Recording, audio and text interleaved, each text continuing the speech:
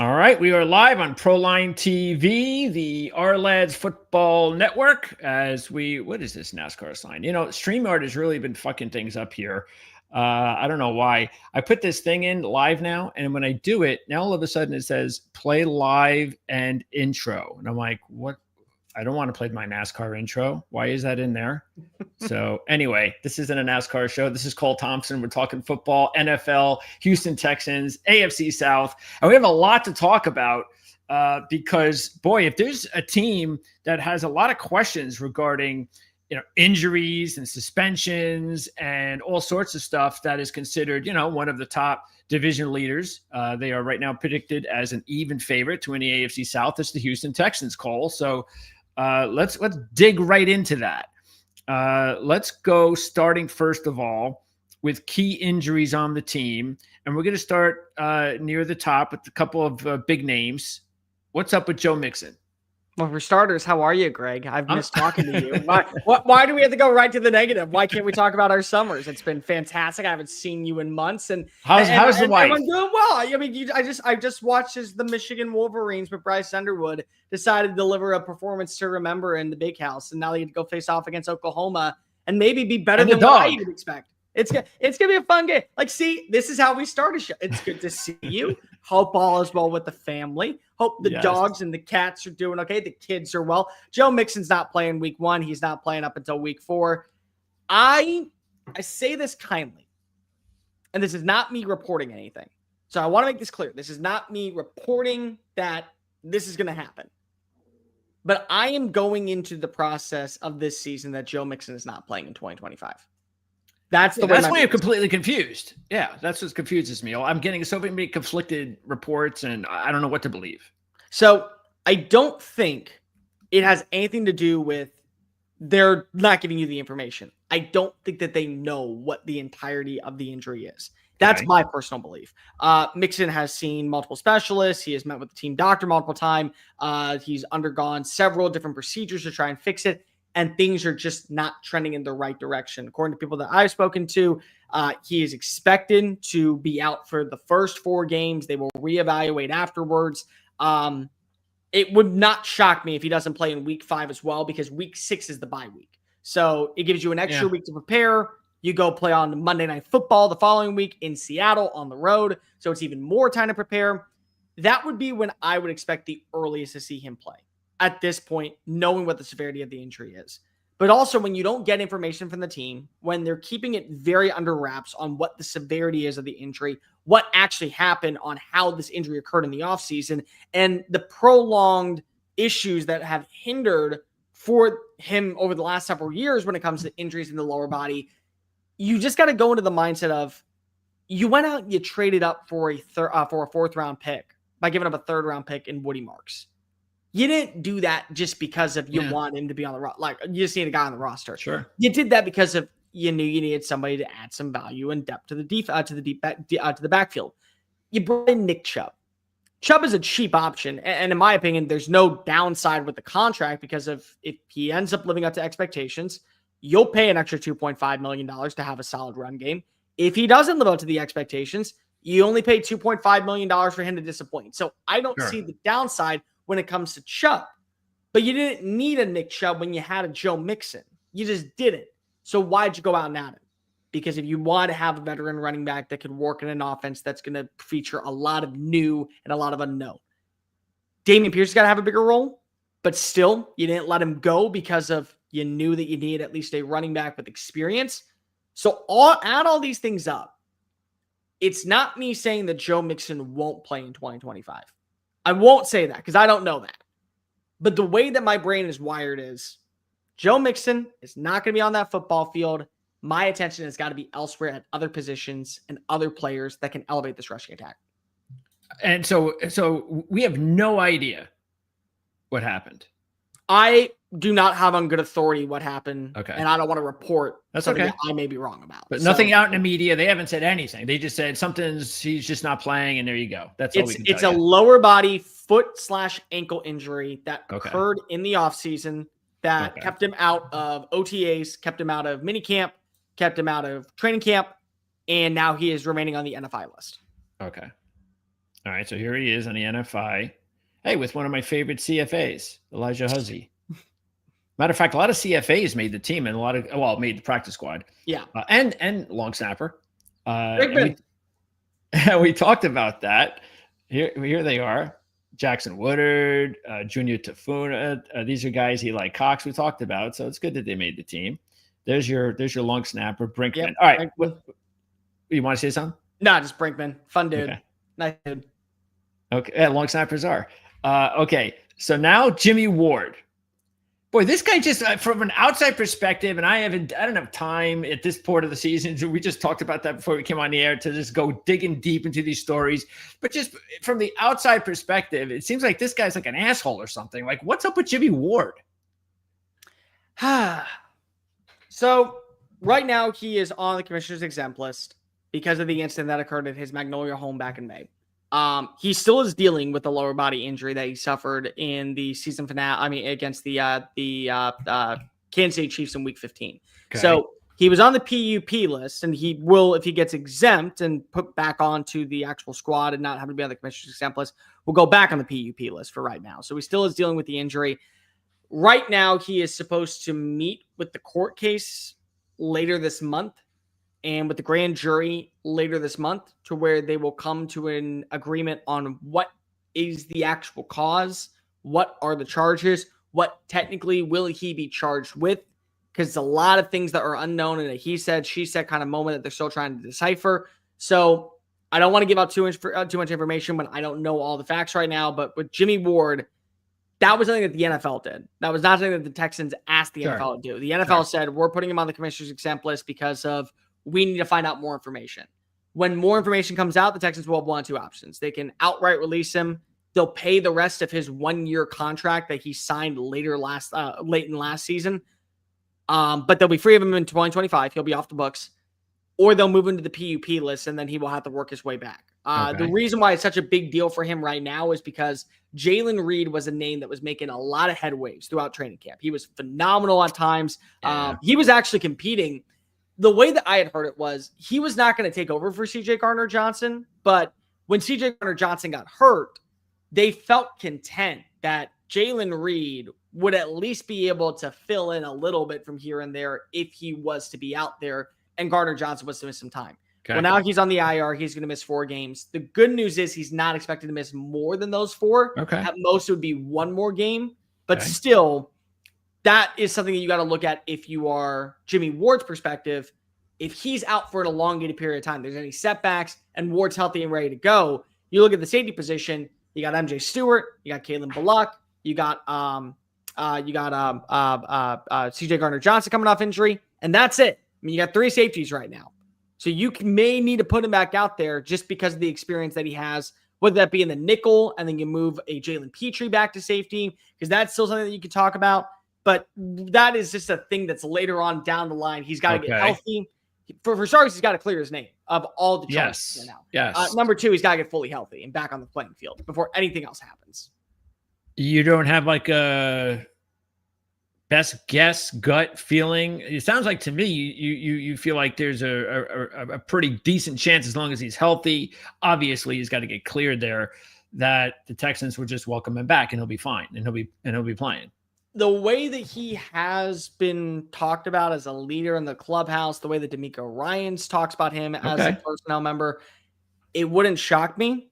And D'Amico has been very on the record about this. He does not want to report things that he does not have all the information to, and how many times people jump to conclusions and they're willing to stick out their tongue and maybe not have all the figures and details before it's actually done. And so he's waiting for more information to come out before a decision's made.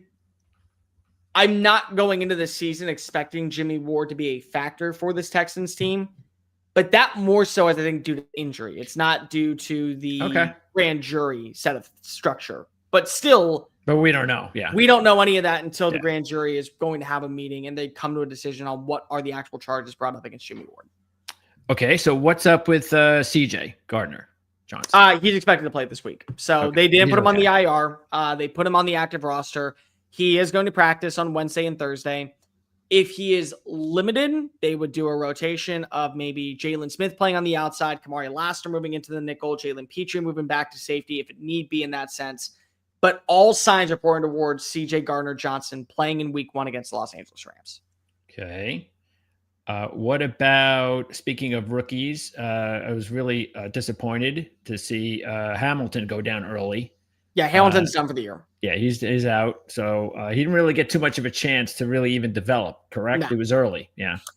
He was a name that I think would have fought for that 5th defensive tackle spot. And if worse came to worse, they would have thrown him on the practice squad and they would have just kind of shelled him away unless somebody wanted to bring him onto the active roster. But he got hurt. They put him in an air cast. Immediately, it was diagnosed as I believe it was a fractured leg, if I'm not mistaken. Recovery time was 4 months. They put him on the IR. They ended the season before it truly began. Brevin Jordan's out for the year. That's already been announced. Juwan Winifrey and Irv Smith also. They were put on the injured reserve at the end of training camp. So when roster cutdowns happen, neither one was injured waived. They were just put on the injured reserve. And because of it happened during roster cuts, their seasons are also over. So all 4 of those guys are not going to be on the active roster. Jalen Reed will be on the active roster when he is fully recovered. All right, the PUP players, especially Tank Dell, he's the biggest name there. Of course, Autry also can be an important cog on the defensive line. So what's their status? Autry's in a bit of a wild card spot. We don't really have a lot of updates on him. He's in the building. He's around the program. He's working his way back from an off-season surgery, if I'm not mistaken. But there's no timeline on him. Kurt Heinrich is kind of the same way. Tank Dell's the one I think most people care about because Tank Dell is the wide receiver that was supposed to be the X factor and complementary piece to Nico Collins. They are not ruling him out for the season. They will not do that. The recovery time has been promising. He is ahead of schedule from where he was at the initial time of the injury. But Greg, I mean, when you tear your LCL, your ACL, your MCL, and you fracture your knee, and the recovery time is 14 to 18 months, I'm not going into the year and saying, oh, he's going to be a factor. Yeah, sure. Like the team is not going to say that because naturally they don't want to put him on the IR. And then if they put him on the IR, they can't bring him back if he's like good to go. But also, you went out and you drafted 2 wide receivers. You have 7 wide receivers currently on your roster. You feel good about those 7 wide receivers so much so that you cut a spot on the tight end room to keep Justin Watson as part of your special teams. So you add all that together. To me, it says, if we get Tank back, that's awesome. We're going to have a very challenging decision to make when it comes time to let go of one of these wide receivers. But we have 7 wide receivers that we really like. If he is not at 150,000% good to go, we're not going to rush him back to play. Sure. And we don't have to rush him back to play. I could easily see a scenario where Brevin Jordan was a free agent going into this year. The Texans loved what they had seen from him. They thought that his tape was phenomenal. They thought that he was only growing and elevating more into a do-it-all type of tight end. So even though he was on the injured reserve, they signed him to a 1-year contract extension. And they did that because they wanted to bring him back. That way he had 4 years of experience playing with this team to get a good gauge. I could see the Texans offering Tank Dell that same type of contract, a 1-year prove-it deal after your rookie deal. That way, if you end up meeting the goals, we'll sign you to the 3-year contract for $40 million. I could easily see that because it is a wash year. There are a lot of things to like about Tank Dell still. There are a lot of things that he provides that is necessary to this offense to work. But I'm not going into this year thinking that he is going to be a factor anyways. Yeah. Now, the way he would be a factor, you get to the playoffs, maybe he's healthy. Because of he's on the PUP list, you can elevate him the week before the playoffs begin. Because remember, you have to have them on the active roster for the playoffs unless you pick them up off of waiver wires. So that's a little bit different. But if they're on the PUP list, at that point, they're done. So I could see them activating him for the last game of the regular season, not play him, but have him ready for the playoffs. That might be the case. If his body is fully. Yes, if it's, yeah. And look, it's a bonus if it is, because the quicker he can get out there this season, the better he'll be next season. So exactly. Hopefully that works out for him. Okay. So let's talk about those receivers then, because Higgins has been the bigger name. I know Dave Syvertson, one of our lead scouts at our lads, really loves Jalen Noel. But Higgins was the second-round pick, had the big size that the Texans really were looking for. And apparently we've heard some really good things about him so far. Higgins or no? Higgins. Higgins is a good player. Higgins has a very similar body structure to what Nico Collins does, which is interesting because of Nick Haley's offense is going to allow the wide receivers to play all over the field. Like you're not like you look at left wide receiver, right receiver, slot wide receiver. There will be plays where the left wide receiver is Christian Kirk, the right wide receiver is Jaden Higgins, and Nico Collins is lined up in the slot.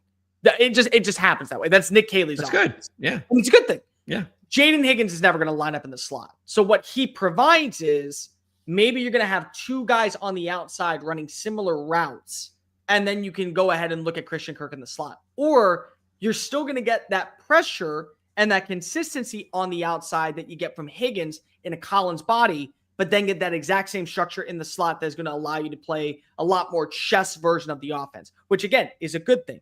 But Higgins has done a good job of building a rapport with CJ Stroud. He's an overall decent route runner of the two. I think Noel's a little bit stronger than that. He doesn't drop many balls. That's kind of been the blessing in disguise. He had a really, really good 15-yard pickup in the preseason game against Carolina. Good out route. Went through the execution. Ball was a little bit overthrown. Dove, made sure that he came up with it. Hands crashed below. Good 50-50 jump ball radius.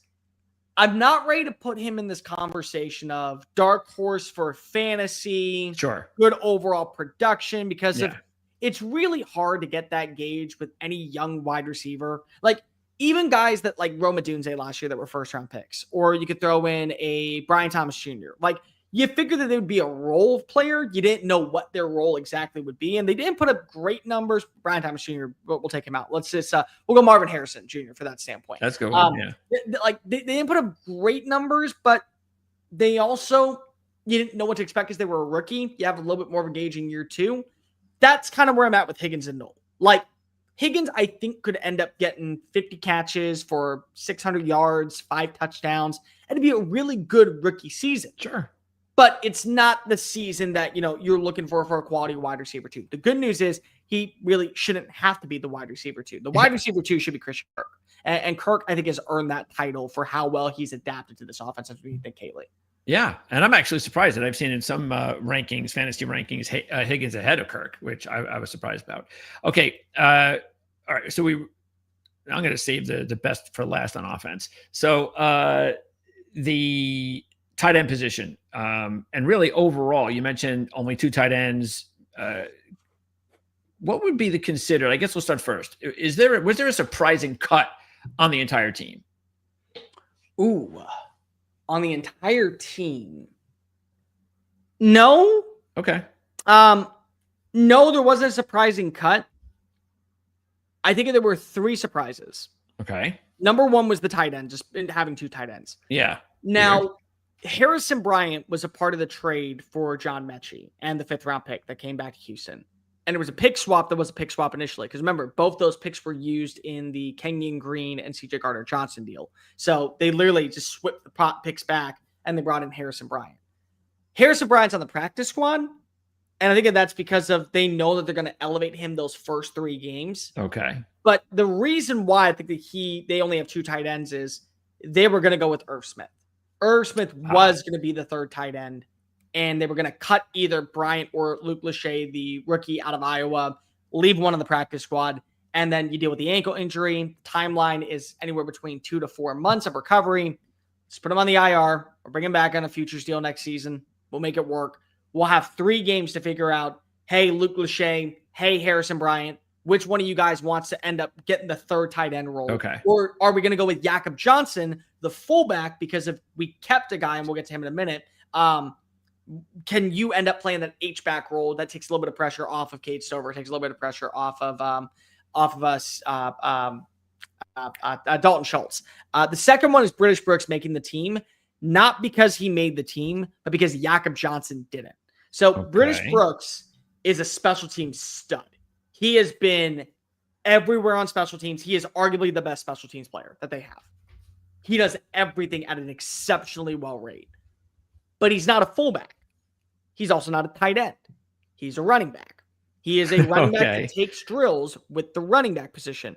So you have 5 running backs, and instead of going out and adding in a fullback for this offense, like Jakob Johnson, you're keeping British Brooks because Brooks is going to add more value to the special teams. Johnson's on the practice squad. So at any point, when you look at Jakob Johnson, they may end up calling him up because if they need him for this offensive personnel when they want to run the fullback set, or they're going to give British Brooks time to run with the fullback set, see if he can fit into that role. And if he does, well, then look at that. You get a fullback and a special teams gunner out of it. But there was no way that he was not going to make another team's active 53-man roster with the spring that he had. So he had to make the team. Okay. He had to be put on because he was not going to clear and go through waiver wires. It wasn't going to happen. Okay. The final one that was really interesting to me is the linebacker spot because of they kept 6. So Henry To'oTo'o, Azeez Al-Shaair, Christian Harrison, EJ Speed, locks. They were locks to get on in. It felt like Nick Niemann was also a lock because of the contract that he signed. It was a 1-year, $4 million guaranteed deal. And Nick does not like to give up the guaranteed money for a player if it's not warranted. Jake Hansen was the better special teams linebacker. And he has been. And Jake Hansen has been every single year since he arrived in Houston on the bubble. Every single year. But he makes plays. He shows up. He's a good gunner on special teams. He makes tackles. He is willing to play every single spot. And because of that, he made the team. So I thought that was really interesting.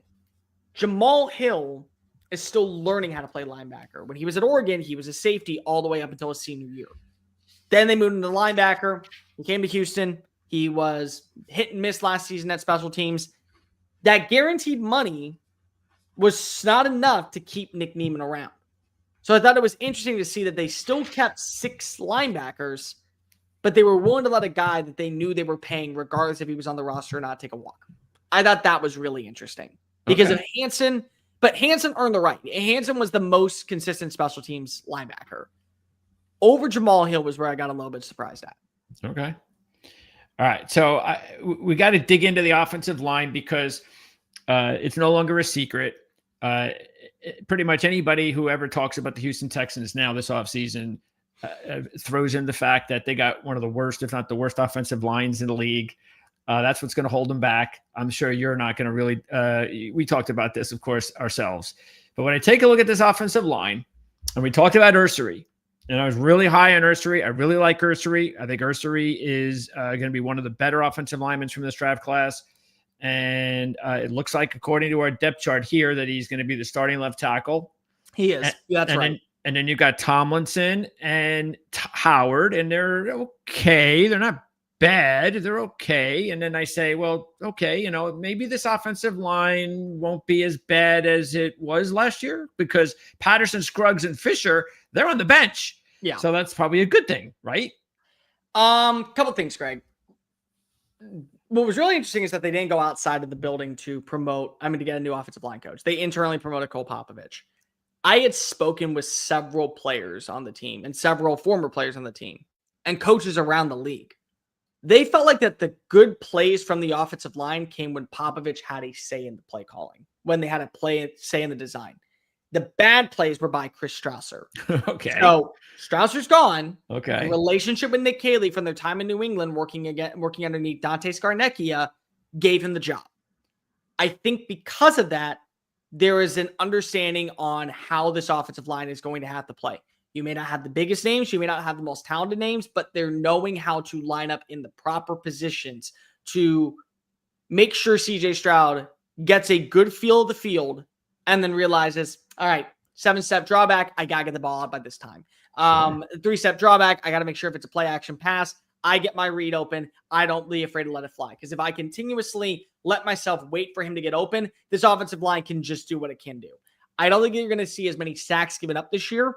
And if they are as many sacks given out this year, we're going to have to start putting a little bit of blame on CJ Stroud. Okay. I think it's just him holding the football because of the way the offensive line has looked has been promising.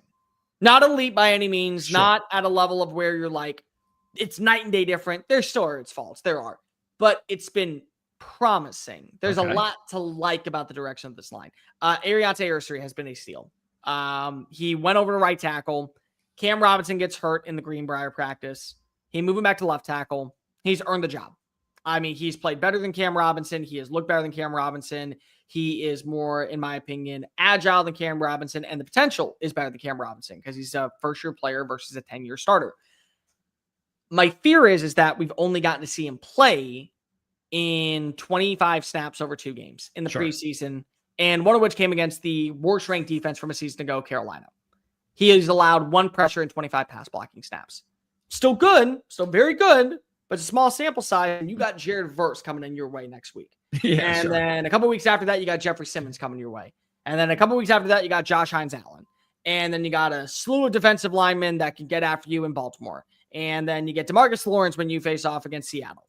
And the list just goes on and on and on and on and on. And it's the good thing is you're going up against Will Anderson and Danielle Hunter in practice every single day. That helps. So the trade-off is you're already going up against elite pass rushers that are probably not near as, let me phrase that are far superior than the talent that you will be facing in every single game. So it's a win, but also they're taking it a little bit easy on you because of its practice and they don't want to hurt themselves. They don't want to hurt you. That hurts the team. So let's see what happens when you have to go up against quality competition.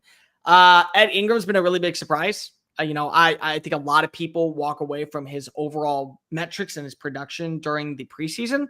He was arguably their best offensive lineman. He was certainly their most consistent offensive lineman. Run blocking, pass blocking, did everything at a good level, not elite level, but you will take good compared to where this offensive line was a season ago.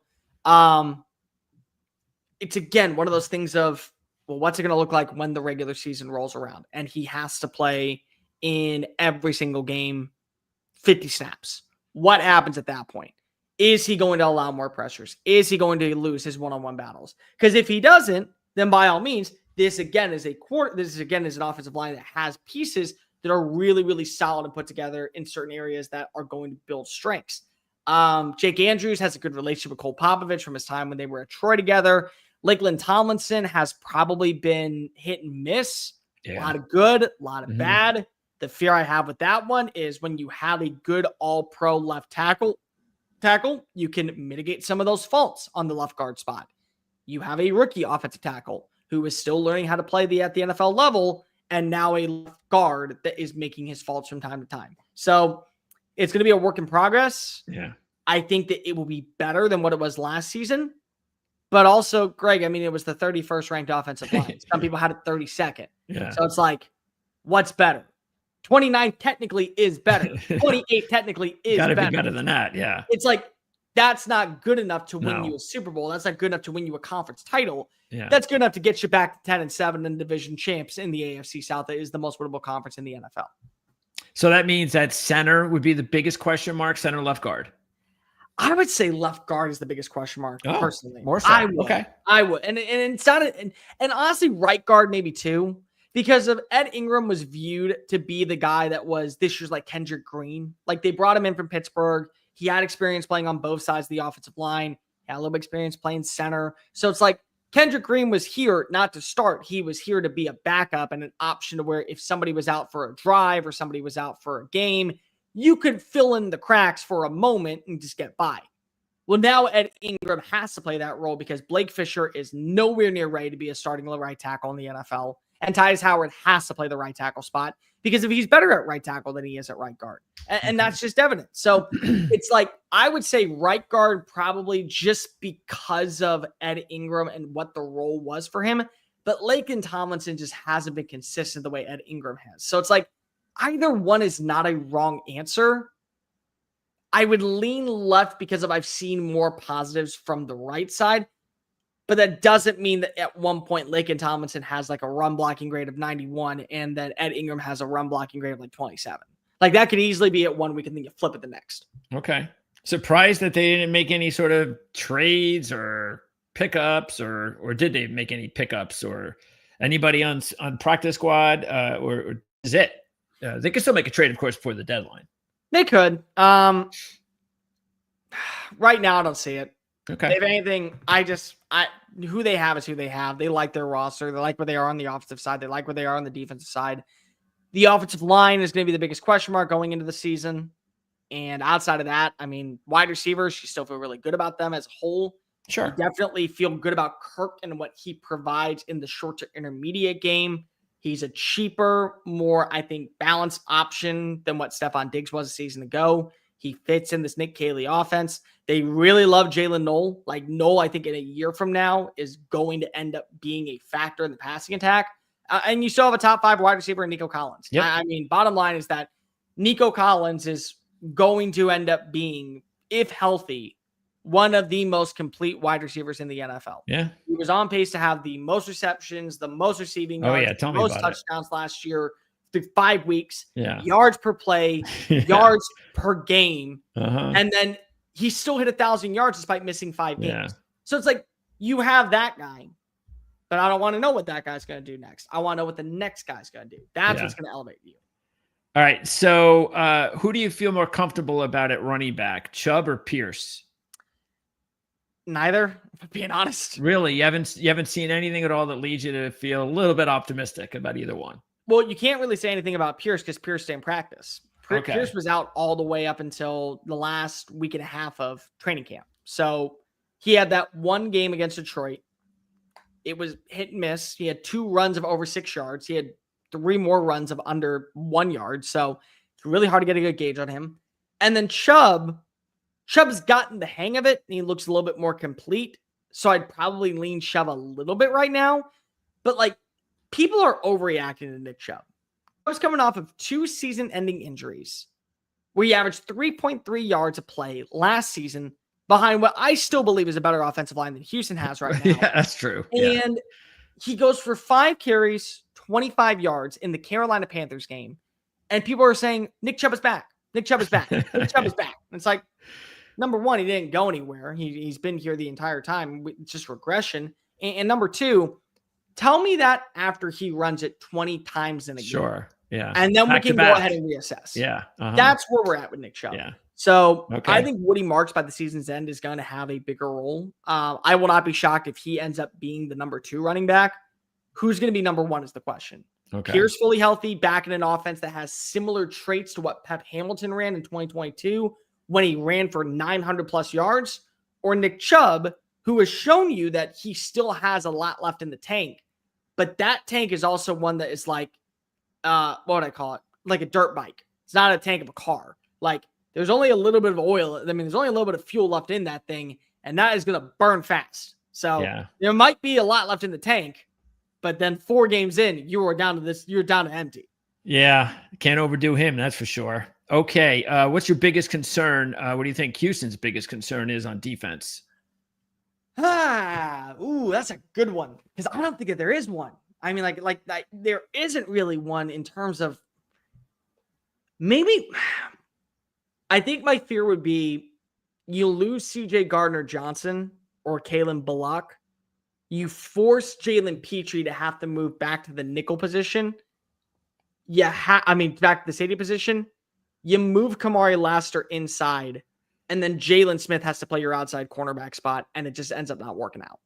Like, I think that would be my biggest injuries in the secondary. Okay. And not even in the secondary. I think just at the safety spot. Because I think that if you told me that Derek Stingley Jr. misses 3 games, okay, you still have Kamari Laster that can guard the number 1 receiver, and he can do it pretty well. You still have Jalen Smith that can guard the number 2 receiver, and it might be hit and miss, but you got Kalen Bullock and you got CJ Gardner-Johnson over the top. You also got extra coverage with Jalen Petrie in the nickel to where I think it would be okay. You wouldn't love it, but you would survive for a couple of games like that.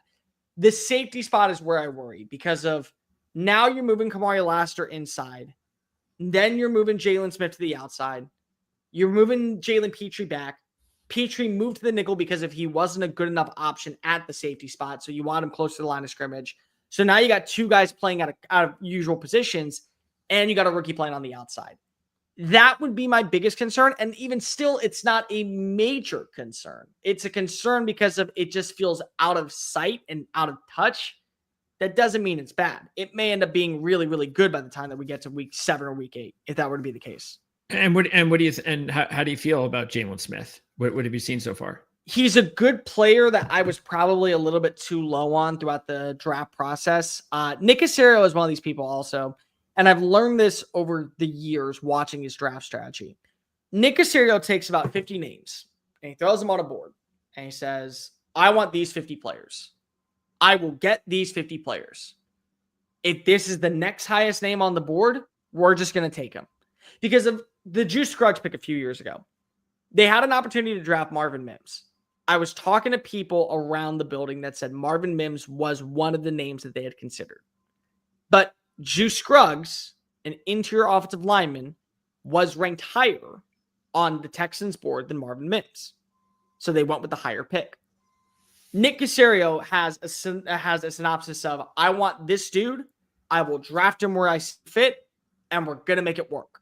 So Jalen Smith probably was more so a fourth or maybe even a late fourth round pick, but he went in the third round. He probably was meant to be at the start of day 3, but if you draft him at the end of day 2, it's really not that perplexing. He's made some plays. He's done a good job of learning with this defense. He's done a good job of kind of filling in some gaps here and there. They're starting to run a couple of dime packages where Kamari Laster moves inside, Jalen Peachum moves inside, and Jalen Smith is on the outside. So he's acclimatedly comfortable with what D'Amico wants. He's also adding tremendous value on special teams. But I just feel like that, again, you don't want to go to him for a 17-game period. You want to go to him for 17 plays in a game. That is totally fine. 17 games is a lot different than 17 plays in a game. That's where I think that we're still at with him. And that's okay right now. Okay. Week 1, the Texans go to LA. Nice little matchup here, week 1. One of the better matchups. So let's start there. What do you think about the matchup with the Rams? They're a 3-point dog. Looks like Stafford's going to play. So what do you think about this matchup? What's really interesting is that Stafford's going to play. He's been back, but he hasn't been at full speed. Ulrich Jackson, the left tackle, has missed some time. So that's going to be another thing that you got to look at and say, how quickly is he going to gel and adapt to playing in the system because of the blood clot injury? I actually really like this matchup for Houston because I do think that when you have a quarterback like Stafford that's not going to be able to be mobile, that may be healthy enough to play, but he's a hit away from you turn to Jimmy Garoppolo with this defensive line, with the faults that you still have on the front lines of Los Angeles and the matchups that you can win in coverage. It could be a very low scoring affair. Like I could see this being like 20-17. I could see this being 17-14. Money line is like really weird for me when it comes to this game. But I just feel like Houston, with the unknown of its offensive line and the ability of the known with their defensive front, they're going to march into SoFi Stadium. They're going to get a win. Oh, okay. Going with Houston. What about the overall season? Let's start first here. Regular season wins. 9.5. So I think that's a little low. So I don't think there's a problem taking Houston and I say that because, I mean, if you're 9-8, I mean, that's basically a 500 team. And I just can't see Houston as a 500 team. So I got no problem with 10. Do you? No, 10's fine because if 10's been the standard the last 2 years, the problem is, Greg, you don't accept 10 in Houston anymore because then you're just going through the motions. Sure. That's where it's different from Vegas's odds and fans' odds. Fans want to believe that this team is a 12-5 roster with a all-pro quarterback, with a run game that is sufficient, with no holes anywhere, and they can compete alongside Buffalo and Kansas City and Baltimore for a Super Bowl title, or at least a Super Bowl appearance. They can't right now. So 9.5, because of what division they play in, what we don't know about Indianapolis' quarterback position, what we don't know about Tennessee's overall offense, what we don't know about Jacksonville's overall offense, feels very safe. Because if they can go 6-0 in those games, lose most of their out-of-division games, but just win 4 more, and they're right back at 10-7, as they have been. But after a while, it gets stale, it gets boring, and you become 10-7, and you hate that. Yeah. Like, we can go through the schedule, and I've already made my predictions. So, I mean, if you want, I'll tell you every single game. Yeah, because, I mean, well, sure. I mean, look, you got 2 really tough games here. Yeah. I mean, and like you said, nobody knows how Jacksonville is going to be this season. This could be a tough game. Could be. What's their in the division? Who has given them the most trouble the last few years? Tennessee has actually been really surprising because Tennessee had a win at home, and then Tennessee also had that comeback in the fourth quarter. Case Keenum got the win in Nissan Stadium, but it was a closer game than expected. So Tennessee's given them some fits. It's Jacksonville's had a few wins. Jacksonville had a win in 2023, but they didn't win in 2024. Tennessee lost both of its games in 2024, but I mean, Tennessee won one of its games in 2024, but it lost both of its games in 2023. Indy has never been a problem for Houston. Houston's beaten Indy. Indy has kind of struggled with Houston at times. Okay.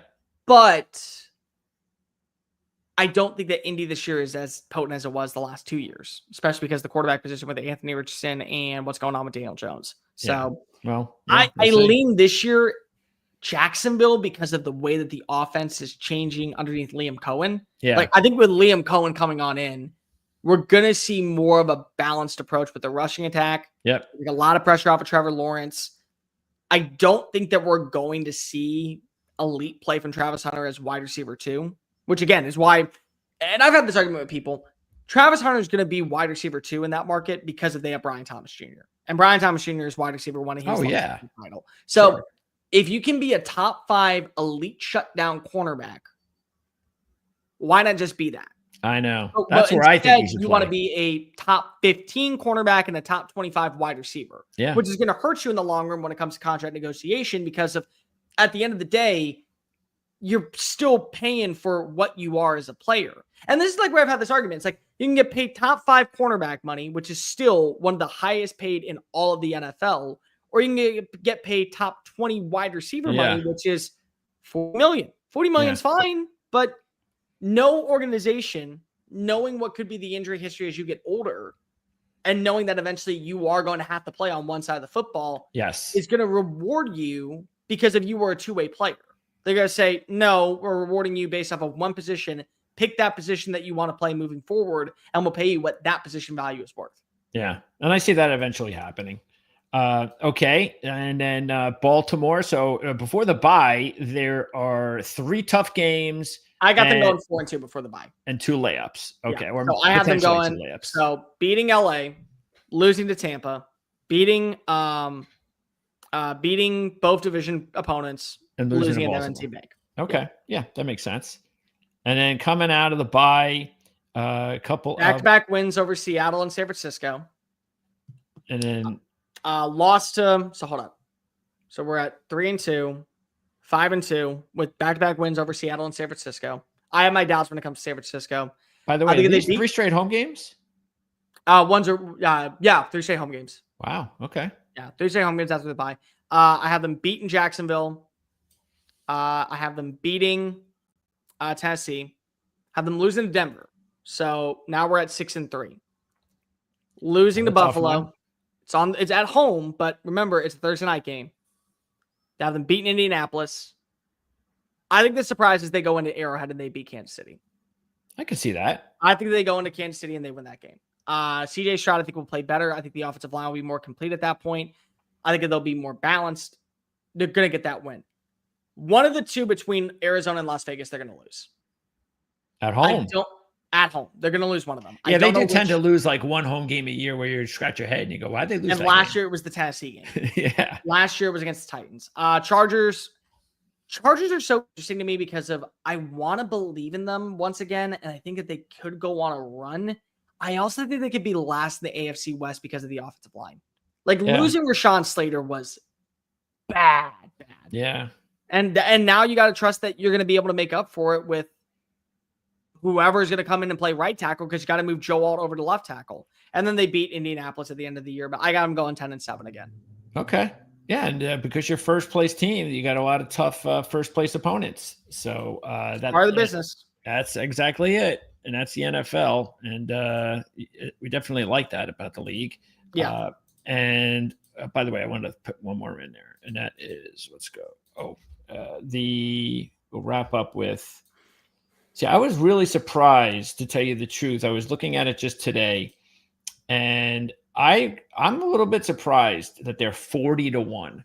Now, I know that there are some holes, but those holes, you never know with the trade market, and you just never know what you're going to get with rookies and new free agents. And what I'm saying is there are some, we know Houston's got some issues, but maybe those issues can be plugged in. for a team that is favored to win their division, that's been in the playoffs the last few years, it's just a little bit surprising to me that they're 40-1. Don't you think that's a big number?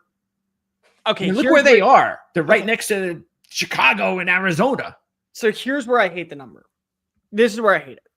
It's who they're around that I hate. Yes. So, okay, let's scroll up a little bit. Go up a little bit more, a little bit more, a little bit more, a little bit more, a little bit. Okay. Buffalo, Baltimore, Philly, Kansas City, Green Bay, now with the addition of Micah Parsons. Green Bay has moved ahead of Detroit. Yes. Detroit, they all have earned the right to be in that range of plus 1,400 or better. They all have. Yes. Move down a little bit. Washington, I don't think has, because if it was a one-year wonder. What do we now see after them playing with a fourth place schedule, now with a second place schedule? Yeah. What is that going to look like? How good is the offensive line? Is there going to be any setbacks for Jaden Daniels? San Francisco is challenging because I don't believe that San Francisco has a roster good enough to win. Not right now. But they have the easy schedule because they were a fourth place team last year. They do. So that's the benefit and the trade-off. LA at 20 plus 2,200 is fine. I don't have a problem with that. Yeah. Denver at plus 2,200 is a lot of faith that you are going to get as advertised play from Bo Nix. I would put them in the same range as the Texans. I would too, because at least Houston has won playoff games with this regime. Denver is not. No. So you can't go from not winning a playoff game to winning a Super Bowl. You just can't. Exactly. Chargers, again, I got to see it with Justin Herbert in the playoffs. I got to see it with this offensive line. I'd have them in Houston's range. Yeah. Minnesota, I'd actually have ahead of Houston because I think that their defense is going to be one of the best in the NFL, and they have the staff around J.J. McCarthy to be successful. Yeah. Is J.J. McCarthy going to be successful? And then Tampa and Cincinnati at plus 2,500, I don't have an issue with because of, again, Tampa, they always every year with Baker Mayfield make the playoffs. Yeah. They just do. And it's like Houston, but a little bit more, I think, complete with Houston because you know what you're getting in the passing attack. And Cincinnati has a top 3 quarterback in the NFL. Yep. So it's like, I can't argue with that one. Pittsburgh over them is a joke. That one. Like you're trusting Aaron Rodgers in an offense that he's brand new in and is also an injury away to turn into Mason Rudolph being better than the Texans with CJ Stroud. That's where you lose me. And in the division. I mean, they're predicted 3rd in the division. Houston's a division leader. So it's like 5 or 6 teams that I just look at. Yeah. They're in Houston's range of plus 2,200 to 4,000 that I'd say need to be moved down to Houston. I think they're the best long shot number in the entire field based on, because none of these teams behind them are winning the Super Bowl. I would agree. Of all the teams in plus 3,500 territory on, Houston is far and away the best shot. Yeah. They have a top 10 defense. They have a top 10 quarterback. They have a top 10 head coach. The offensive personnel is going to be completely different than what it was a season ago with Nick Caley. There's so much that when you look at, it can at least say, I can buy into it. I don't know if I'd put them higher than plus 4,000 with 40-1 odds. I think I'd move a lot more down. That would be the trade-off. I'd have more teams in the 40-1 odds than I would in the 28-1 odds or something like that. Before I let you go, I just noticed a comment on one of our discussions before, so I'll let you handle this one.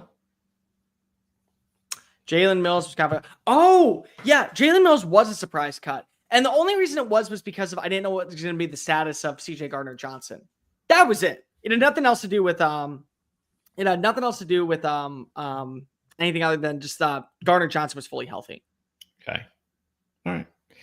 All right. So Cole, appreciate your time as always. How's the wife? Everything's great over here. Thanks for asking. Great. Excellent. Glad to hear it. And we'll be talking during the season for sure. I've got links in the description of this video right now that you can check out Cole's work, social media, podcasts, TexansWire.com, you name it. And of course, Cole does a bunch of other things. Go to his YouTube channel as well. Cole, I'll talk to you during the season. Thanks for doing this. Thanks again, Greg. You got it.